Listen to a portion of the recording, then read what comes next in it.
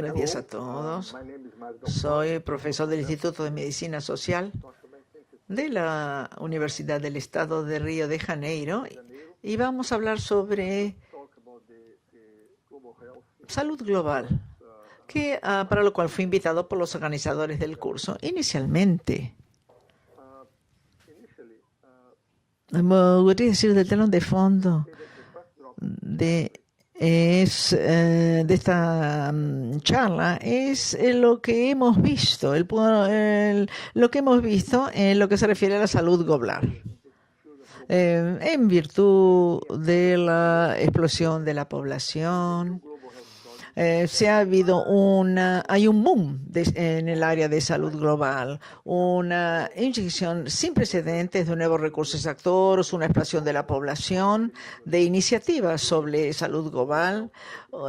Inclusive vemos que muchas celebridades están vinculadas del bono, Angelina Jolie, a ONGs que se refieren a la salud global. Entonces, no hay nada que sea tan claramente ilustrativo como el aumento, ¿no?, en la ayuda financiera para el desarrollo de la salud desde el año 1990 hasta el año 2007. Se ha demostrado así la asistencia al desarrollo para la salud global. En 1990 era de 6.000 millones a 22.000 millones en 2007. O sea, y luego que la salud global ha continuado siendo una prioridad, tal como surge del estudio más reciente, de un estudio publicado. Una de las cosas que debemos preguntarnos nosotros es cómo y por qué la salud global se ha convertido ese lugar central en este siglo XXI. El objetivo de esta charla debe ser resumir los paradigmas de medicina tropical, salud internacional y salud global. Vamos a ver la historia entonces de la salud global, comenzando con la emergencia de la medicina tropical y también los enfoques sobre la medicina internacional. Y vamos a ver luego el cambio que se produce de la medicina internacional, de la salud internacional, hasta la salud global. Esto tuvo lugar, este cambio fundamental de paradigma tuvo lugar en los años 2000. Importante en ambos contextos de la historia, para enfatizarlos, hay historias múltiples. O sea que podemos ver el desarrollo desde una perspectiva histórica. La historia de la salud global puede ser enfocada de diferentes perspectivas. Hay tres artículos de los cuales voy a darle los detalles que pueden ayudarnos. En uno de ellos se da una historia del desarrollo de la salud global. El segundo se refiere a qué suceso, qué éxito se obtuvo en la definición del campo de trabajo con relación a las cuestiones de salud global. Y el tercero, que es de Teddy Brown, toma la perspectiva y el foco de los actores principales de la OMS y la transición que se produce de la salud internacional a la salud global. O sea, en esta presentación voy a referirme a estas tres historias, a la historia de la emergencia de la salud global. Hay algunos paradigmas que son claves en este tema. O sea, los paradigmas que los pensamos como manera de pensar en estos campos de trabajo. Y uno de ellos es justamente la estructura de las revoluciones científicas del año 62 de Thomas Kuhn. Y él se refiere a las evoluciones histórico-científicas. Son los paradigmas, son las prácticas incentivadas, las teorías aceptadas dentro de un campo específico de estudio. O sea, nosotros ahí estudiamos cómo los paradigmas han variado o producen ese vuelco en el transcurso del tiempo. La manera en que los paradigmas son cuestionados y ahí dan lugar a nuevos paradigmas. Un ejemplo tradicional es el cambio, es de la física que se produjo, el cambio de paradigma que se produjo con los descubrimientos de Einstein, por ejemplo.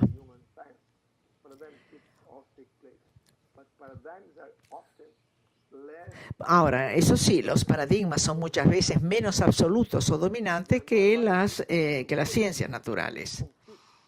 Y ellos traen consigo una gran cantidad de investigación y práctica.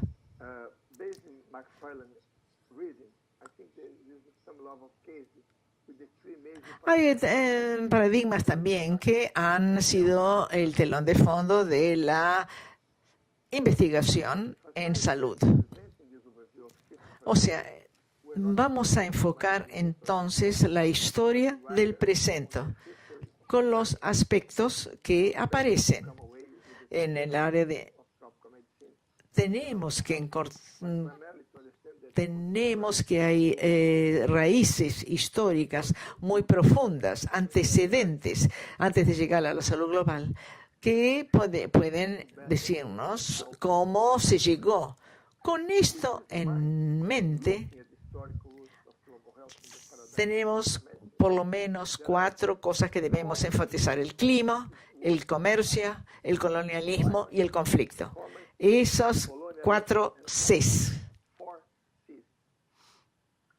La medicina tropical comenzó a aparecer en el siglo XVIII con la idea proveniente del mundo central, del mundo de la época de las colonias, hablando sobre las enfermedades que se producían en los territorios descubiertos.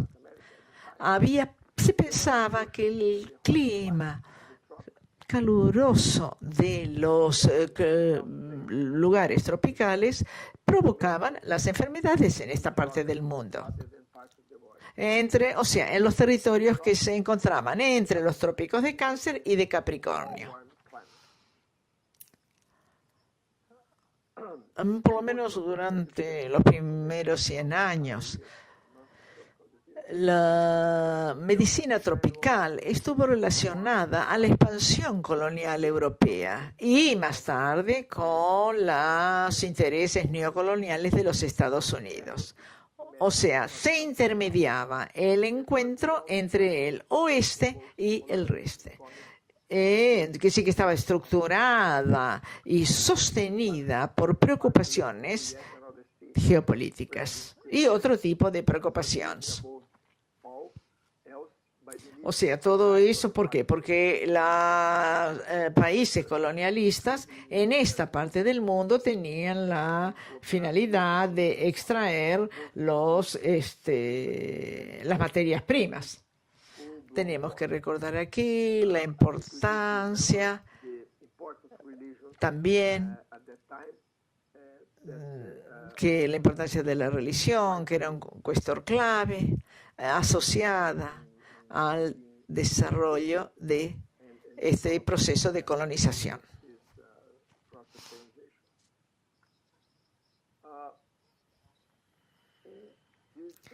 Primeramente, el foco era mantener el asiento de los colonizadores. La salud de los colonizadores también tuvo un foco creciente. O sea, y desde el principio se abrieron cursos sobre medicina tropical, por ejemplo, en varias universidades en el Viejo Mundo. En Gran Bretaña, Alemania, Bélgica, etc. La geopolítica del proyecto colonialista tuvo mucha influencia con los poderes europeos y su foco en las colonias africanas. Por ejemplo, y también en Latinoamérica, el Caribe y las Filipinas. Ahora, un empuje muy importante se produjo con la Primera Guerra Mundial. Y, por ejemplo, en América tuvimos las batallas contra la fiebre amarilla.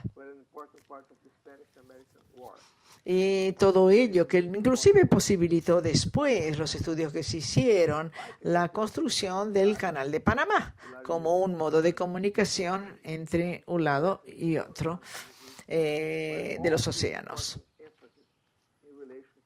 También tenemos las campañas militares del siglo XX. O sea, los miamas, los mosquitos estaban muy asociados a estas esferas de influencia colonial, junto con el clima y el comercio.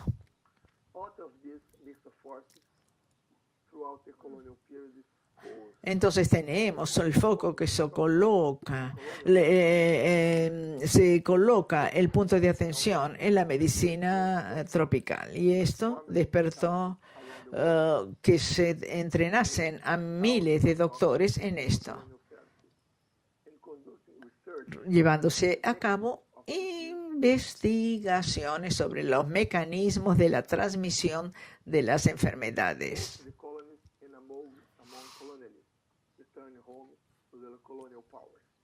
Incluso que nosotros no estamos exigiendo que ustedes se constituyan en expertos en medicina tropical, hay ciertas lecciones y legados que van a perdurar sobre el paradigma de la medicina tropical. La historia social y política brinda un contexto crucial para comprender las raíces de los esfuerzos de la salud pública en el contexto global. La colocación y distribución del poder y la colocación y distribución del conocimiento están muy estrechamente unidos. Y los intereses geopolíticos y los conflictos también ejercen un papel principal en formular, en servir de molde para los enfoques en lo que se refiere a la salud global. O sea, hay un artículo de McFarlane que coloca en claro el cambio desde de la medicina tropical a la salud internacional, que esto comenzó a tener lugar más o menos en la época de la Segunda Guerra, en el siglo XX. O sea, de ahí la importancia fundamental de la Segunda Guerra Mundial, y que trae consigo la desintegración de los imperios coloniales y la construcción de un nuevo orden mundial que está profundamente dividido, ese orden mundial. Esa desintegración del sistema colonial estaba en el corazón del cambio que se produjo. O sea, que había comenzado en el siglo XIX hasta el siglo XX, inclusive con una sensación de utopía, de la paz y de la comprensión mundiales. Y todo eso contribuyó para la difusión del mundo en lo que en última instancia dio en llamarse la Guerra Fría, con la predominancia de dos bloques o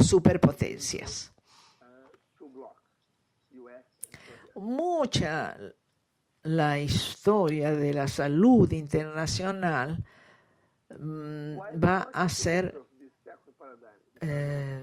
jugada por el sistema internacional. Y aquí tenemos el nuevo papel de las organizaciones internacionales e intergubernamentales. Ahí tenemos, por ejemplo, el sistema de las Naciones Unidas con la OMS, la UNICEF, la UNESCO, las instituciones derivadas del acuerdo de Bretton Woods, entre ellas el Banco Mundial y el Fondo Monetario Internacional, y también el surgimiento de las organizaciones no gubernamentales de corte internacional, como la Cruz Roja, la Fundación Rockefeller y la Fundación Ford. O sea, todas estas organizaciones fueron creciendo con el tiempo, que comenzaron a emergir como actores muy importantes en el área de la medicina. Tenemos las visiones que podemos apreciar comparando, por ejemplo, el rol emblemático de la OMS desde la época de posguerra, de la reconstrucción de la posguerra, hasta la construcción de la salud mundial. Al mismo tiempo, los conflictos y los intereses geopolíticos continuaron para estructurar el nuevo campo de la salud internacional. Entonces, ahí destacamos la importancia que jugó en esa instancia la Guerra Fría y el terreno de oposición contestatario del tercer mundo. O sea, todas estas diferentes enfermedades que aparecían en los trópicos eran un punto central en todas estas organizaciones que mencionamos y que trabajaban sobre el asunto. Al mismo tiempo, esos conflictos en diferentes intereses geopolíticos continuaban creciendo en el terreno de la salud internacional. Y como mencionamos, la Guerra Fría jugó un papel muy principal. También mencionamos los conflictos geopolíticos, que de muchas maneras ejecutaron su papel en la historia del colonialismo, y también la relación complicada entre los países del norte y su enfoque relativo a los desafíos que la salud colocaba a la vista. O sea, se produjo una nueva concepción, ¿no?, del tercer mundo, que constituyó un bloque contrastante con los dos bloques que estaban dominando, o sea, los Estados Unidos y la Unión Soviética.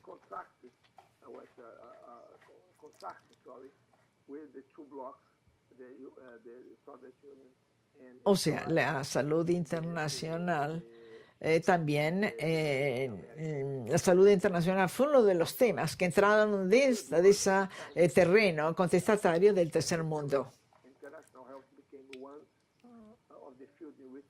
O sea, el foco central quiere decir que era mantener la salud tanto en los países colonizadores como en los territorios colonizados, con todos los desarrollos sociales y culturales y políticos que se produjeron en ese lugar del mundo.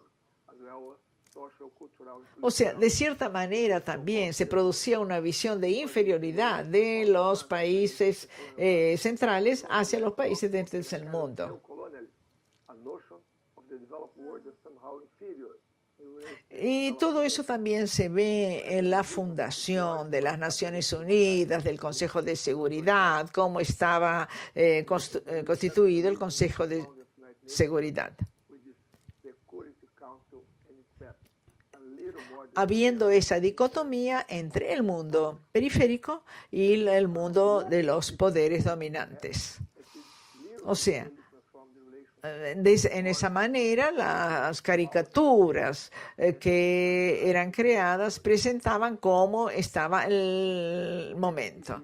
O sea, no solamente en el nuevo énfasis en la situación mundial, sino también comenzaron a darse nuevas discusiones, por ejemplo, en lo que se refiere al control de la población, que era justificado, considerado esencial para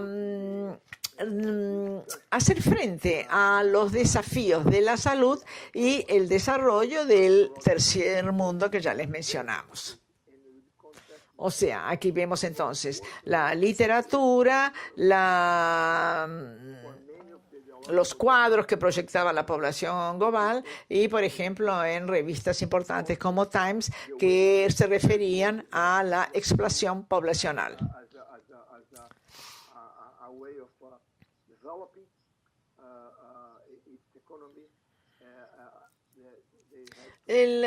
La mayor inversión sobre el control de la población fue también realizada por los dos bloques, tanto el bloque liderado por los soviéticos como el bloque norteamericano, estadounidenses.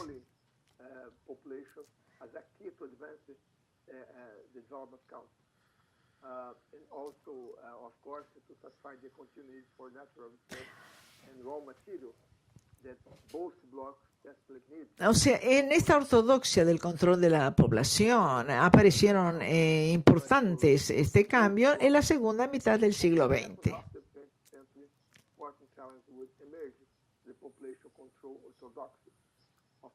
Todo esto provocó una transformación de este campo de estudio, tal como lo veremos más adelante.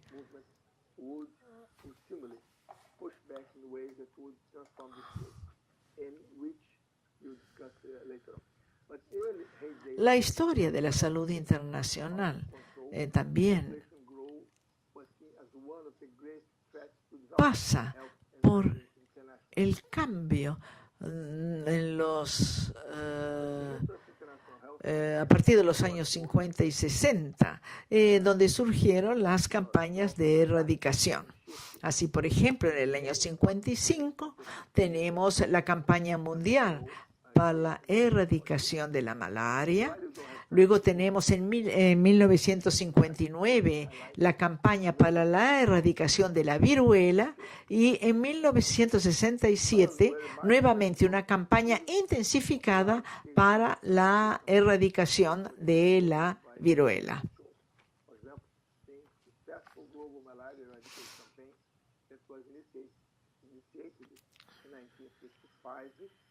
Por detrás de esta campaña había mucha competición entre los Estados Unidos y la Unión Soviética. Y todo ello tiene importancia diplomática y muchas veces estas campañas necesitaban de la estrecha colaboración de ambos superpoderes.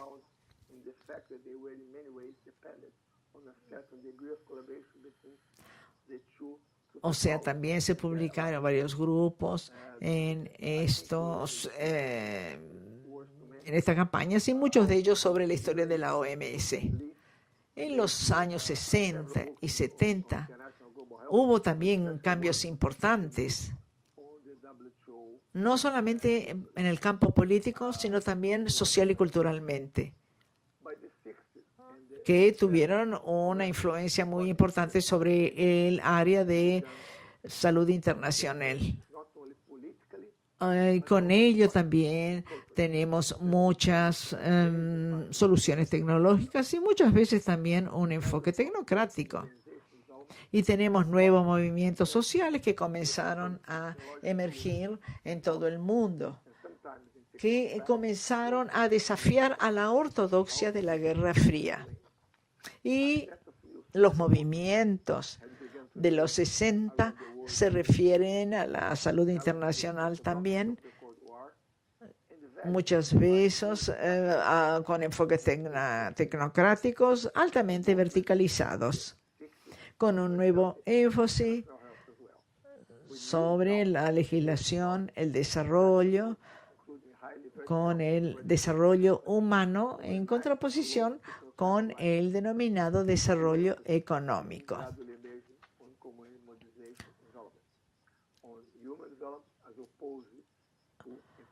Los nuevos desarrollos se vieron evidenciados naturalmente con la creación de nuevos tratamientos. En los años 80 podemos clasificarla como una década de transición y contradicción. O sea, allí aparece la intensificación de la globalización, la emergencia de una ideología neoliberal, también la emergencia de la enfermedad del SIDA. Se comenzaron entonces a reportar los primeros casos de la epidemia de SIDA, que rápidamente se convirtió en una cuestión prioritaria debido a la emergencia de esa epidemia que provocó ajustes estructurales. Y ahí en un artículo de Brown y Fish se describe también la lucha que se entabló en esos años con la OMS. Y también tenemos la creación del programa de nutrición, salud y población del Banco Mundial.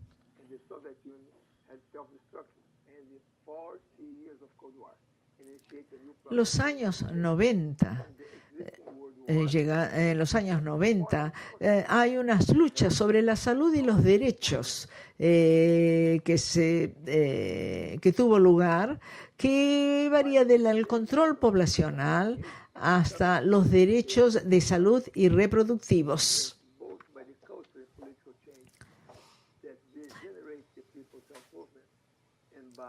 Eso quiere decir el aumento de las luchas. Y también se va de la prevención del SIDA y las estrategias de control para los movimientos de derechos humanos y de salud. En el siglo XXI tenemos ese cambio, ese vuelco que va de la salud internacional a la salud global.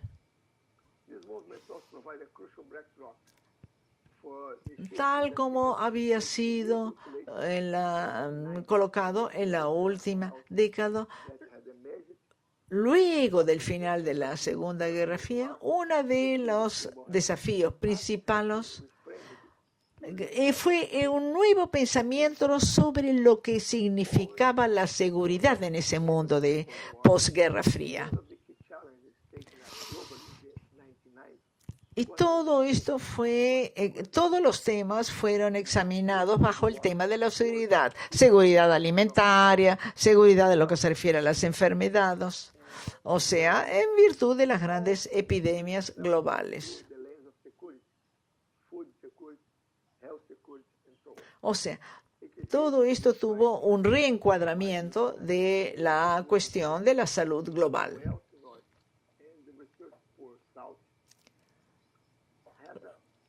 Hay muchas maneras realmente en lo que el SIDA puede ser visto como el campo de batalla con el programa global de la OMS sobre salud, cubriendo los años 1995, luego las ayudas de UNAIDS de 1996 hasta el presente, el UNGASS del 2001 y el Fondo Global sobre SIDA, tuberculosis y malaria que va de 2002 hasta el presente. Y luego tenemos el PEPFAR, que es el Plan de Emergencia de los Presidentes para la mitigación del SIDA. Todos son sintomáticos de paradigmas globales. Este modelo que presentó sesiones especiales también se producía en las enfermedades que se daban en los países del norte, con la presencia de otras enfermedades y grupos.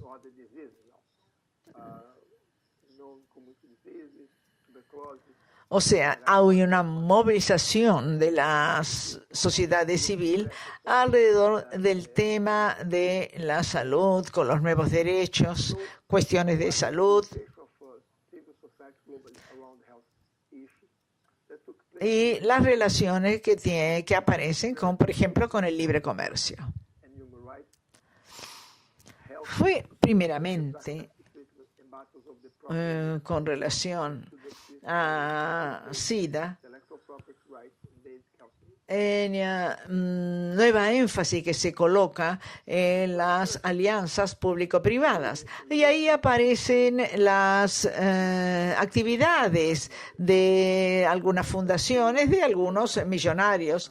Por ejemplo, la Fundación Gates, la iniciativa sobre enfermedades olvidadas, en lo que se refiere a las medicinas para esas enfermedades olvidadas, la Alianza Global para Vacunas e Inmunización, Gavi, y el Fondo Global. O sea, ya les mencioné la fundación de Bill y Melinda Gates, la alianza, las campañas para acceso a medicinas, todos estos nuevas ONG tienen una amplia gama de muchas veces actores o nuevos participantes que no eran esperados en la arena global. Y aquí tenemos todos los iniciativas que fueron inauguradas en ese sentido.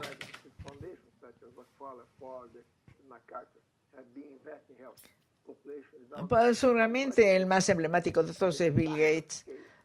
También tenemos el señor Carlos Slim de México, que fueron los pioneros de todas estas. Y muchos, todos estos actores se vincularon, comenzaron a trabajar en el área de salud global. O sea, hay tanto, como ustedes pueden ver, tantos grupos en esta arena que es difícil comprender cómo ellos se relacionan unos con otros y el esfuerzo que ellos hacen para llegar a un consenso o llevar adelante el trabajo. También tenemos nuevos movimientos de activistas transnacionales sobre la salud y los derechos humanos y sobre la salud y la justicia social. Por ejemplo, el Global Health Watch, que moviliza a la sociedad civil para nuevas alternativas en salud. O sea, entonces aparece lo que denominamos una nueva arquitectura de la salud global, como ustedes vieron por los slides anteriores. Tenemos la emergencia de lo que puede ser descrito. Es un nuevo panorama para el siglo XXI a tres niveles diferentes: el gobierno, la sociedad civil y el sector privado, con todos estos diferentes tipos de organizaciones, como vimos en los diapositivas precedentes, que son que constituyen el nuevo teatro de la salud global. Y esto es tan complicado que para darles un sentido de la complejidad de todo cómo el dinero se vehicula en todas estas organizaciones. Ustedes ven que lo que se gasta en salud global se mueve entre estas diferentes fuentes. Los gobiernos oficiales, las fundaciones privadas, otras entidades privadas, las agencias de ayuda multinacional, financieras internacional, las agencias financieras sobre salud global, los programas bilaterales, ahí va para los gobiernos, las alianzas sobre salud global, etcétera. En algunos casos, en el caso de Tanzania, por ejemplo, tenemos la relación entre tantas partes interesadas, que, como ustedes ven, tenemos gobierno local, sociedad civil y el sector privado, y todas esas entidades que se mueven alrededor, y muchas veces ocupan el mismo espacio de acción. Y muchas veces, a veces luchan o colaboran. En unos casos tenemos buenos ejemplos de todo ello.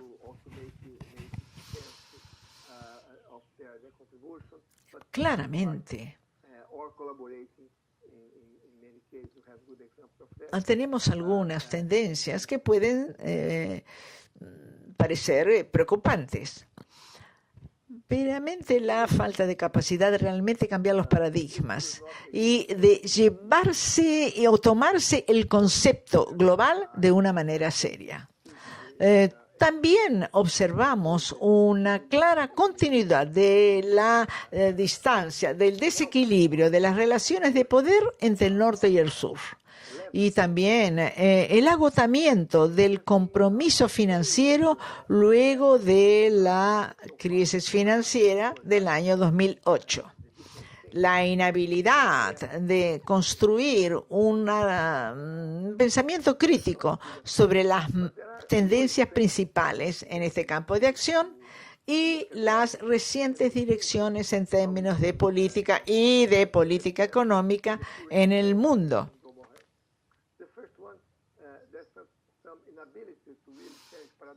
La continuidad, o sea, la crisis de 2008, cuando hablábamos al agotamiento del compromiso, la crisis de 2008 hoy no ha terminado. Han reducido muchas veces las contribuciones de estas entidades globales, su contribución en lo que se refiere a la lucha contra ciertas enfermedades.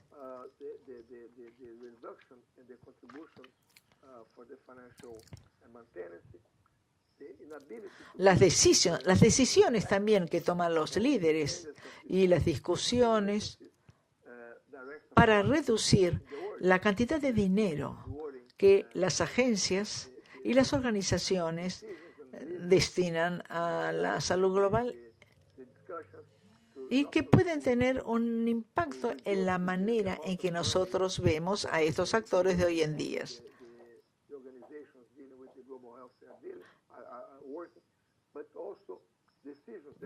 O sea, mientras que el mundo trata de reducir algunas enfermedades. A manera de conclusión de esta presentación, podemos decir que la salud global posee una historia y ha emergido con el transcurso del tiempo como un campo clave dentro de la salud pública en sentido amplio. Durante más de un siglo, este campo ha sido formateado, moldeado por una serie de paradigmas cambiantes. y todavía los elementos de cada uno de estos paradigmas le dan la forma a los enfoques en el campo de la salud hoy en día. Una plena comprensión de esta evolución en este campo solamente será posible si nosotros prestamos debida atención a las fuerzas sociales, culturales, políticas y económicas que han dado forma a estos paradigmas. Y hay que prestar atención a estas fuerzas, que ya no es solamente un ejercicio académico. O sea, nuestra habilidad de actuar estratégicamente en este campo es muy importante. Y también la reflexión que tengamos sobre la estructura y la dinámica en este campo que resultan cruciales. Muchas gracias por la atención de todos ustedes.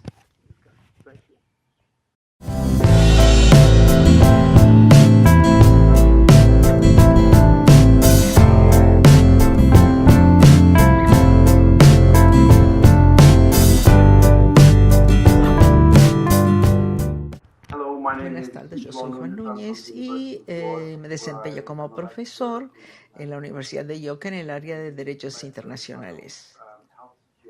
Me gustaría brindarles en esta charla un panorama sobre lo que significa la seguridad en salud, y lo voy a hacer teniendo en cuenta el panorama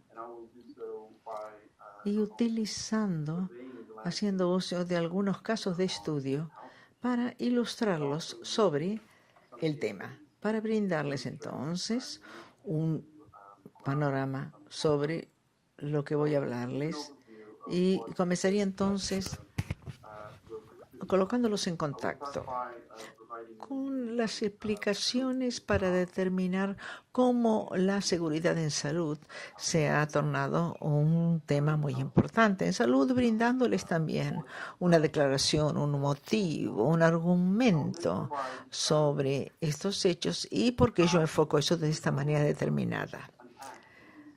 Tenemos aspectos en lo que se refiere a la seguridad. Son 4 y cada una de ellas tiene una comprensión diferente de los problemas que se derivan.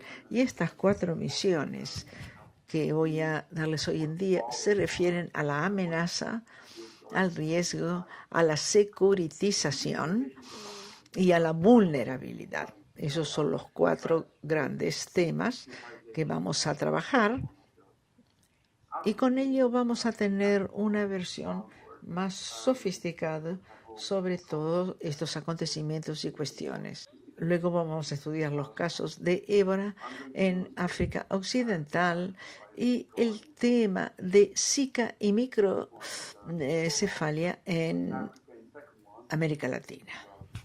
Comenzando entonces el contexto en el cual se ha desarrollado todo este tema, comenzó en la época de la posguerra, justamente con la Guerra Fría. En esa época post-Guerra Fría se produjo el inicio de una discusión y comenzaron a esgrimirse las nuevas amenazas contra la seguridad. Tenemos un libro. En esa época hubo mucha literatura publicada y el libro se refiere a las nuevas enfermedades que en ese particular, como ya les dije, produjeron mucha literatura, abundante literatura.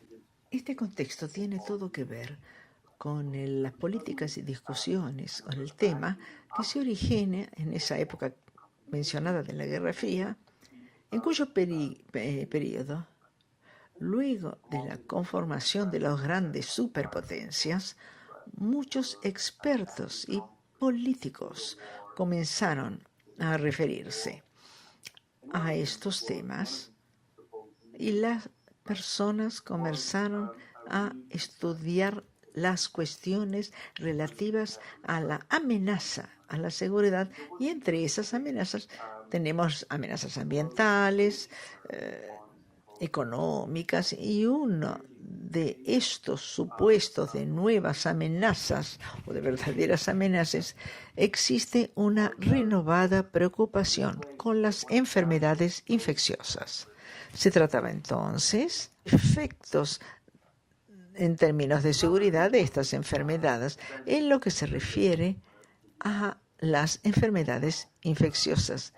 Por ejemplo, que encontramos en la literatura, lo tenemos. Acontecimientos antonesios que dispararon todo ese tema desde una perspectiva de la seguridad es el crecimiento del bioterrorismo. Las acciones, el accionar del bioterrorismo, los ataques, por ejemplo, el uso de gases mortíferos, los ataques de anthrax, y lo que todo esto, todas estas instancias han causado y amenazando a la salud, colocando a la salud justamente dentro de ese panorama de seguridad. La cuestión del bioterrorismo fue importante y debido a que estos agentes de enfermedades, por ejemplo el sarín, el ataque por sarín o el anthrax en los Estados Unidos, habían conformado nuevas armas. Con estos agentes perniciosos se produjo un armamento entonces, en términos de enfermedades. Y culminó esto con el acontecimiento de las Torres Gemelas el 11 de septiembre. Entonces vemos ahí el crecimiento de la cuestión en torno a la seguridad, no solamente en el área específica, sino que comenzaron a surgir todos los problemas que están relacionados con seguridad ambiental, comunicaciones y naturalmente el tema de la salud no fue una excepción a toda esta teoría de la seguridad. Y en ese contexto aparecieron muchas políticas, se entablaron discusiones, por ejemplo, en el área de relaciones internacionales, que básicamente reforzaron el tema de seguridad internacional, incluso en temas de salud. O sea, la manera de mejorar la seguridad pública y que resultaron diferentes comprensiones y objetivos trazados. La seguridad, entonces, se convirtió en un elemento sumamente importante. Entonces, ¿qué es lo que todo esto significa? ¿Qué esto nos trae de nuevo? ¿Cuál es el valor agregado de todo esto? ¿Qué significa? Es decir, la seguridad en salud. ¿Qué es lo que ella nos trae? Lo cual importa primeramente es comprender que no tenemos que darlo por sabido, no es una cosa que se da por sentada, la seguridad en salud. Existe muchas amenazas en todo el mundo que son incuestionables sobre el tema de seguridad en salud. Y es interesante ver en la seguridad cómo el conocimiento particular, verla como un conocimiento particular, específico. Tenemos que entonces el desarrollo, los marcos que van a facilitar la comprensión. La seguridad constituye uno de esos marcos que se ha tornado particularmente importante en el contexto actual. Se trasunta en una manera de comprender lo que es seguro, quién es inseguro, quién presenta inseguridad, qué temas están concebidos dentro de ese tópico. Entonces necesitamos preguntarnos preliminarmente, por ejemplo, ¿qué significa la seguridad? ¿A qué nos referimos cuando hablamos de seguridad? ¿Cuál es el punto de referencia? ¿A quién se le debe brindar seguridad? ¿Y qué hace que algo se constituya en inseguro? ¿De qué manera la inseguridad llega a afectarnos? Voy a mencionar también que utilizando diferentes compresiones y puntos de vista, llegamos a diferentes entendimiento sobre cuál es el problema de la seguridad en salud y cuál es el significado de lo mismo. Entonces, la seguridad no es una realidad que se da por sentada, como les decía anteriormente.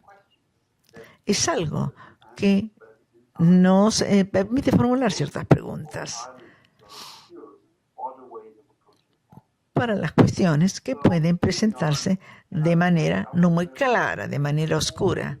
Yo les dije que voy a ver 4 significados diferentes en el área de seguridad, que son la amenaza, que es el más común de todos, luego tenemos el riesgo, luego la securitización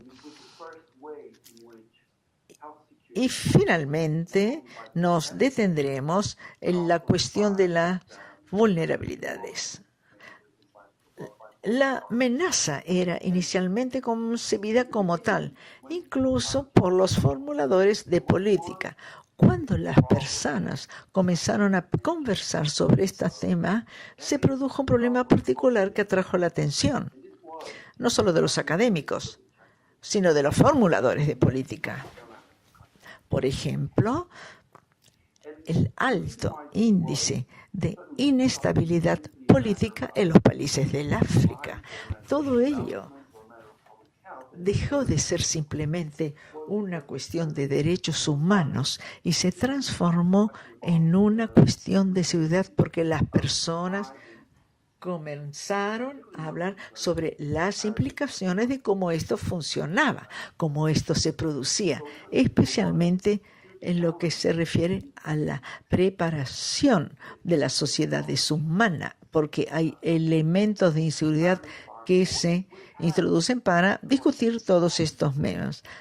Otra cosa son la preparación de las Fuerzas Armadas, cuando los expertos tenían, especialmente todo esto tenía implicaciones en lo que se refiere a la estabilidad de los gobiernos y regímenes o la inestabilidad de los mismos con la promoción en cada uno de los países.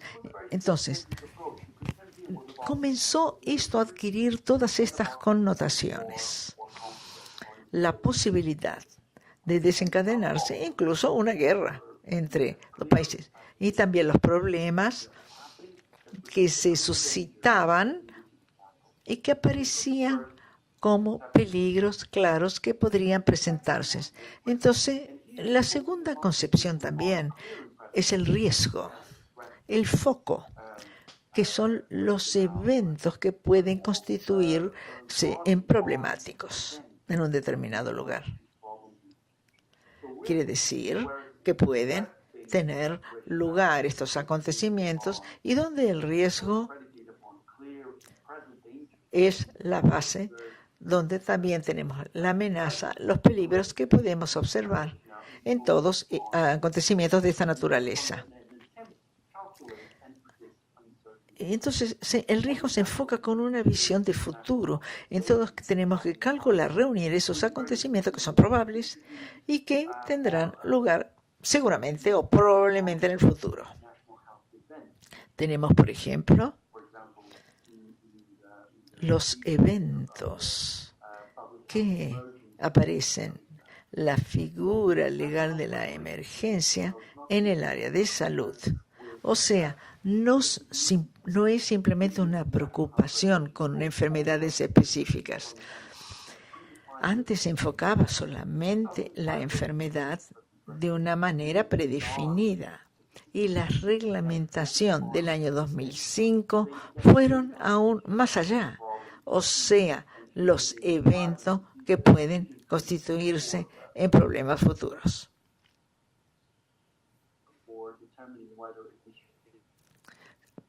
Con el fin de determinar las preocupaciones en el área de seguridad pública.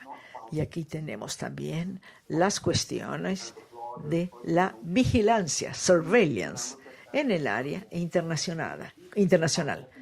Cuando nosotros vemos los casos de Zika, que constituyeron un momento de importancia crucial, es la manera en que nosotros podemos concebir a la seguridad calculando también cómo los eventos pueden constituirse en un problema. El tercer elemento es la securitización. Es un término acuñado en la literatura económica y se refiere a cómo las amenazas son socialmente concebidas. O sea, cómo está hecha, cómo está formulada la seguridad. Nosotros no podemos ver a las amenazas como siendo realidades autoevidentes. Nosotros podemos decir, mire, ahí tenemos una amenaza. En la securitización, en ella nos detenemos en el proceso social por medio del cual se construyen esas amenazas y sus correspondientes efectos. La seguridad se hace, la seguridad se construye, o sea, tenemos actores que presentan el tema,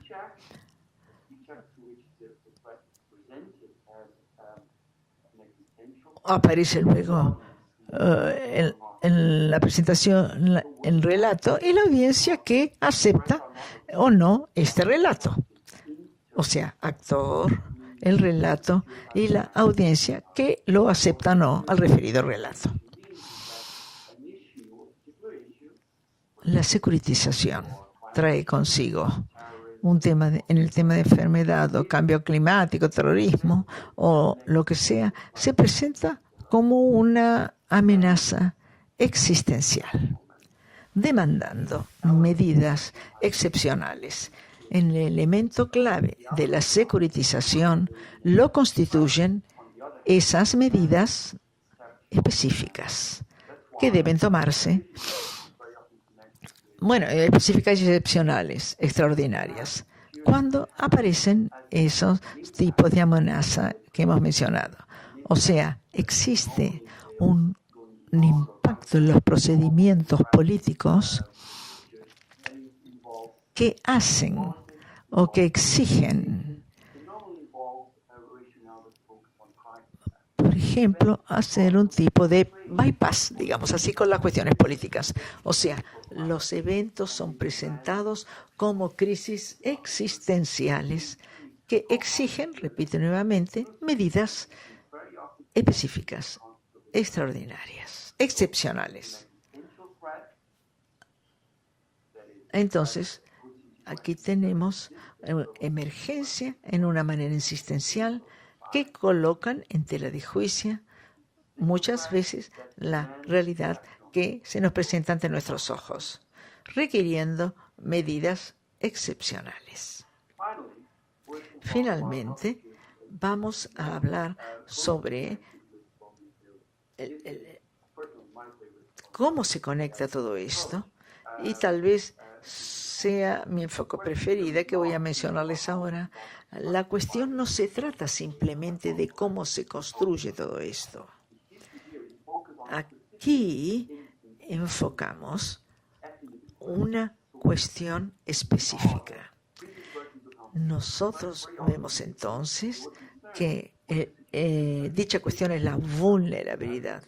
Cuando la seguridad tiene que ver con el Estado, las Fuerzas Armadas o las necesidades de las personas, de los individuos. Por ejemplo, cuando existen algún tipo de carencia y cuando tenemos un enfoque centrado en las experiencias individuales del ser humano. Es una cuestión entonces que se construye de abajo hacia arriba, desde el individuo hacia arriba, y en este contexto, lo que significa la vulnerabilidad de una persona o de un individuo o de un grupo que presenta incertidumbre y que amenaza su propia vida y el ambiente que lo rodea. O sea, es un ambiente inseguro cuando esas personas no pueden evitar esos efectos o impactos que pueden atacar, por ejemplo, su salud. Eso se transforma en una emergencia diaria. Estas personas viven en emergencia diaria. La cuestión aquí radica en todo esto que se presenta a diario, las experiencias de las personas, sus sufrimientos, son víctimas del mal acceso a medicinas, la falta de agua potable, acceso a instalaciones sanitarias adecuadas. Todo eso constituye un marco de que impacta la vida de las personas. Este tipo de vulnerabilidad impacta la vida de las personas y cómo existes individualmente, y también pueden ser vulnerabilidades del Estado mismo. Estas 4 maneras en las cuales podemos conseguir a la seguridad, o sea, amenaza, riesgo, securitización y el tema de la vulnerabilidad. Vamos a ver ahora 2 casos de estudio que se presentaron. Primeramente, vamos a referirnos al brote de ébola en África Occidental, que en muchos aspectos constituyen un ejemplo de securitización. O sea, el foco sobre el carácter excepcional del brote de ébola que impactó a estas sociedades. Encontramos aquí también las cuestiones de los daños que sufrieron esas personas que sufrieron y la respuesta específica que se basa en convenciones, acuerdos sanitarios, etcétera. Cómo se trató de neutralizar y la gestión de cómo esta crisis se hizo. Esto sucedió, tuvo lugar con innumerables detalles. Yo creo que aquí la respuesta para el ébola me parece que fue insuficiente porque se colocó mucho énfasis en la securitización, pero menos en lo que hace a las cuestiones que atañían a las vulnerabilidades que sufrían estas poblaciones.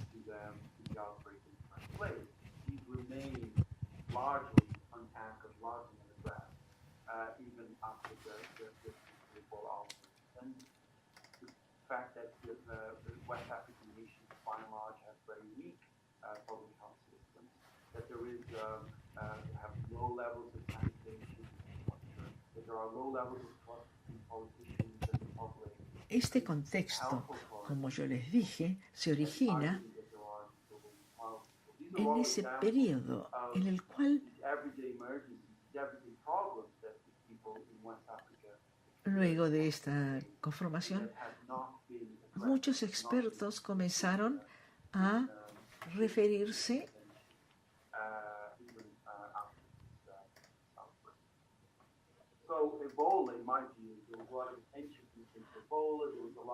luego a todo este brotes y el hecho de que las naciones del África Occidental que sufrieron ese brote de ébola no había sanidad suficiente que pudieran. O sea, el problema también, todos estos son ejemplos de emergencias diarias que hacen más difícil la resolución de estos problemas, porque se enfocó el brote solamente y que, a mi parecer, no recibieron suficiente atención. O sea, el ébola llamó mucho la atención, se construyó un espectáculo alrededor del mismo. ¿Qué tipo de atención entonces realmente tenía que brindarse a las personas que eran vulnerables? Se mencionó mucho las medidas sociales, incluso de manera un poco extrapolado, como un espectáculo, publicaciones de distinta naturaleza. Se produjo entonces mucha atención al ébola pero no el verdadero tipo de atención que este problema presentaba o que requería, de manera de que se produjera una respuesta adecuada.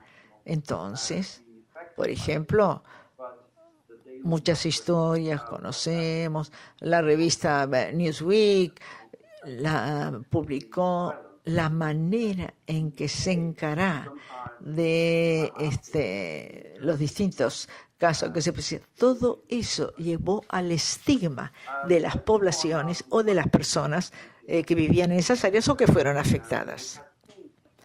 Y esto, naturalmente, sin atacar las vulnerabilidades que esas personas sufrían en esos lugares. Podría considerarse que es una cuestión que ha sido negligenciada. ¿De qué manera, entonces, se afectaron? ¿Qué pasa con la población africana que sufrió día tras día, incluso hoy en día, ¿no? Con todos estos acontecimientos? Quiere decir que muchas preguntas en este caso continúan sin respuesta.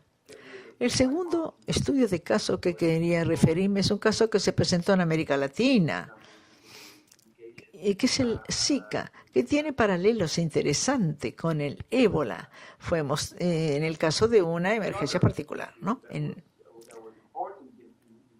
La narrativa dominante que se mostró a través de los gobiernos fue la vía de que el Zika era un problema de control del vector.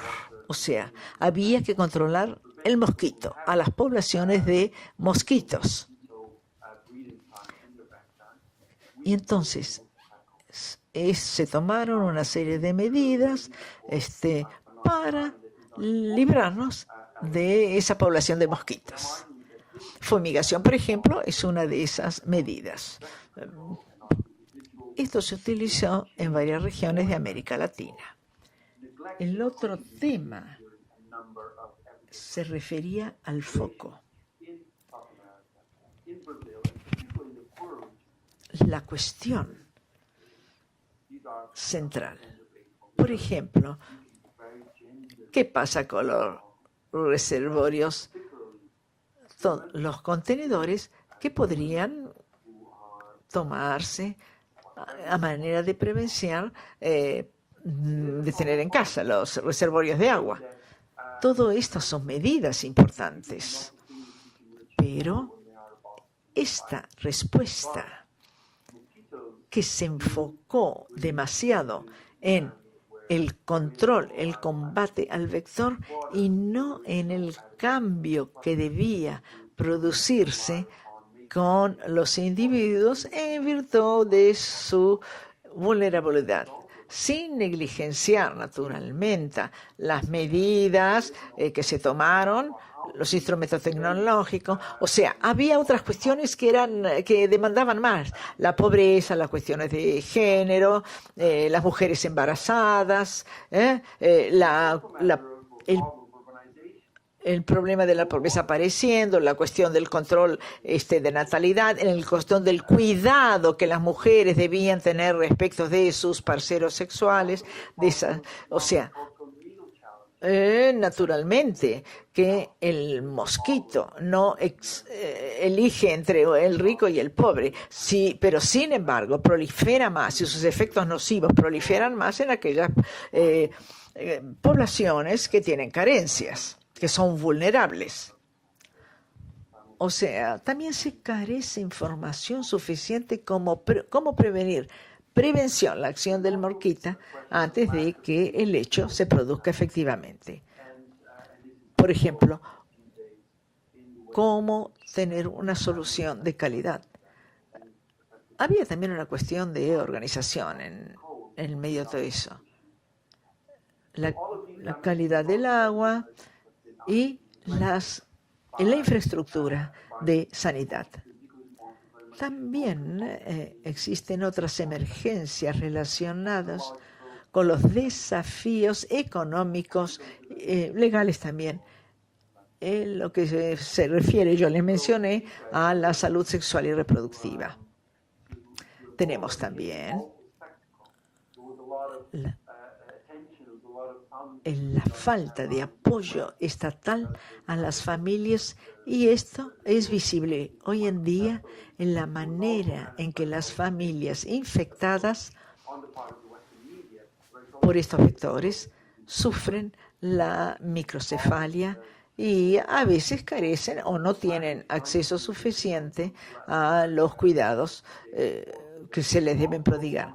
Entonces, en este caso se trata también de un tema de negligencia, no solamente de control de mosquito. Sin ir a las cuestiones de base, no podemos no resolver. O sea, similar a lo que sucedió con el ébola, se transformó en un espectáculo. Muchas las cuestiones de las personas que no podían viajar a Brasil, justamente en una época en que había eventos internacionales, el aumento de los casos de microcefalia en los chicos, el enfoque que tal vez no fuese el correcto, que no era el correcto. Por ejemplo, las personas que tenían miedo de trasladarse a América Latina, etcétera, etcétera. Y todo lo que se encadenó a través de ello en la prensa, etcétera, etcétera.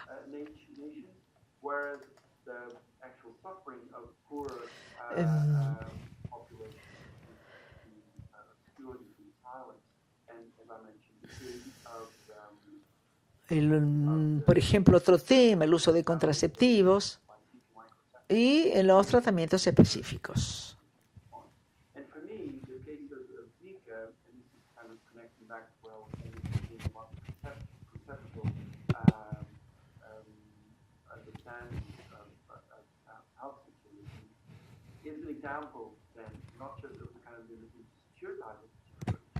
No podemos dejar de nombrar la falta de apoyo del Estado. Una vez más, y esto se ve en el caso de las familias que sufrieron el Zika.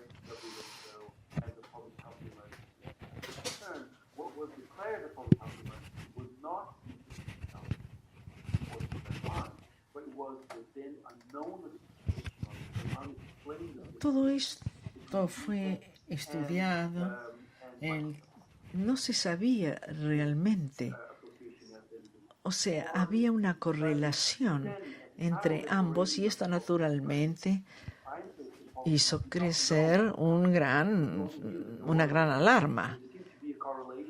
Por ejemplo, en el mundo occidental se refería a América Latina, y toda esta sensación de incertidumbre en la mentalidad basada en el riesgo fue lo que disparó. Teníamos la amenaza, la securitización, el riesgo, claro, el enfoque basado en todos estos tres, en las incertidumbres, en eventos, o sea, la disociación, y no se prestó suficiente atención a lo que determinaba las emergencias diarias, las vulnerabilidades que daban lugar a estas emergencias diarias. Para concluir, ¿cómo es que nosotros podemos tener una seguridad sostenible, sustentable? El primer foco debe ser entonces el foco sobre las vulnerabilidades, de los individuos. No solamente las directas, que son las enfermedades en sí, sino la vulnerabilidad indirecta, que son los determinantes, los niveles socioeconómicos, por ejemplo, la infraestructura de sanidad, el acceso a todos medicinas. Todos estos determinantes constituyen aspectos fundamentales para poder llevar a cabo un trabajo sustentable. Tenemos las cuestiones tradicionales, los instrumentos, naturalmente, que son importantes naturalmente, el control de los vectores, como lo dijimos, pero no son suficientes. Tenemos que combinar estas vacunas, estas medicinas, estas fumigaciones, todas estas medidas tecnológicas y herramientas tecnológicas con otras herramientas que tienen que ser primeramente a nivel de la salud nacional, porque necesitamos un mejor servicio sanitario del Estado, también en el área de la comunidad. Debemos tener una cobertura de salud que responda a las demandas particulares e individuales a nivel de la comunidad, porque es muy diversificado todas esas medidas que son necesarias, de manera de tener una respuesta adecuada. O sea, tenemos que comenzar, hablamos de nivel individual, luego comunidad, y siendo importante también tener una cooperación fuerte a nivel regional.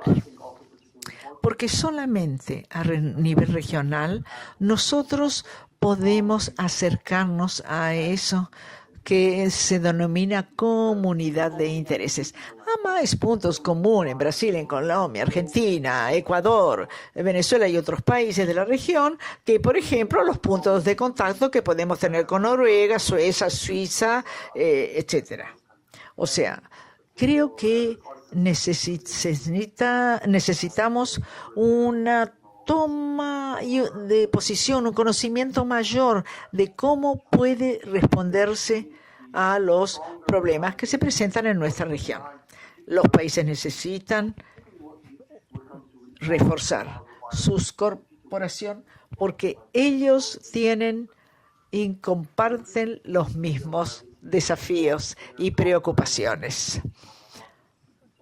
Esta cooperación regional, en final, debe ser reforzada y necesita también producirse en el telón de fondo del desarrollo de mecanismos globales de vigilancia, surveillance, como les dije, en la notificación también y la solidaridad de manera de reforzar todos esos sistemas para que los mismos sean efectivos, desarrollando las capacidades. Ese es el punto de vista de cómo nosotros podemos promover la sustentabilidad, una seguridad que sea sostenible, comenzando desde abajo hacia arriba, bottom up.